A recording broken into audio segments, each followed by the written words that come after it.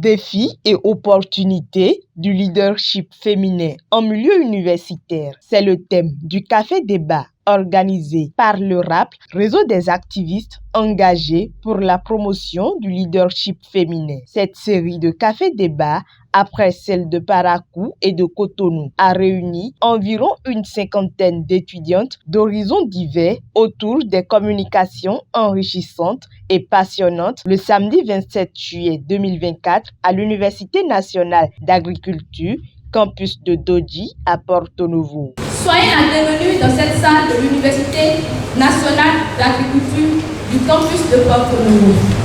Il est impératif de souligner que de nombreuses femmes, bien qu'elles soient conscientes de leur capacité, rencontrent des obstacles qui entravent leur pleine expression dans tout domaine et surtout pour leur pleine autonomisation. L'engagement des femmes dans la société est donc fondamental pour nous, jeunes femmes aujourd'hui, si nous aspirons à bâtir un avenir plus durable.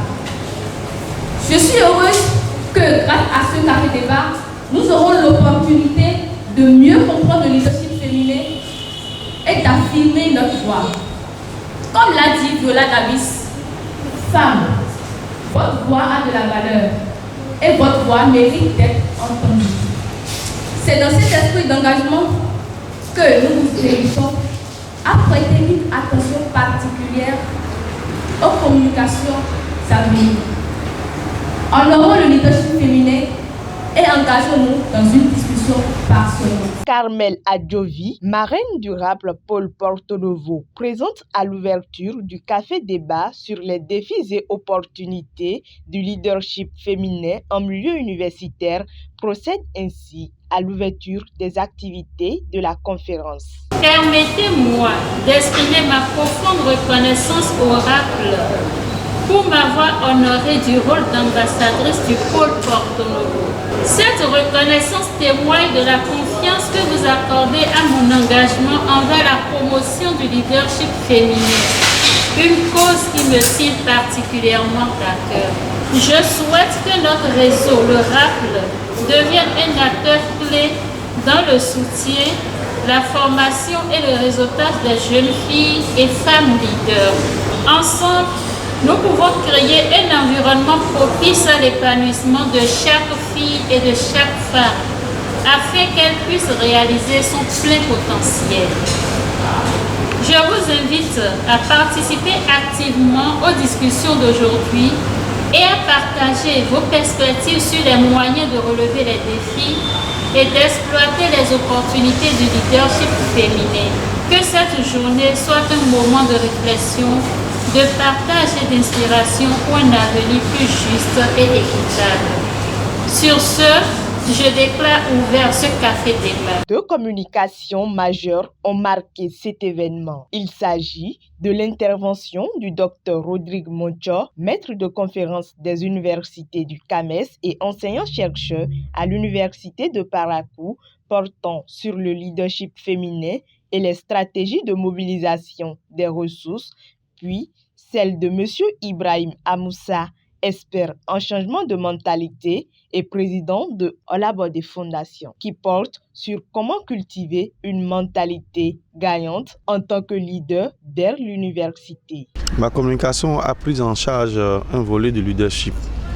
Il s'agit de la question de la mobilisation des ressources. Donc j'ai fait un lien entre le leadership et la mobilisation des ressources. Dans l'ensemble, je suis parti du rappel du contenu de ce qu'on appelle le leadership. Après, j'ai mis en évidence les caractéristiques d'un bon leader, les sources d'un leadership éclairé, en mettant en évidence les autres sources qui existent.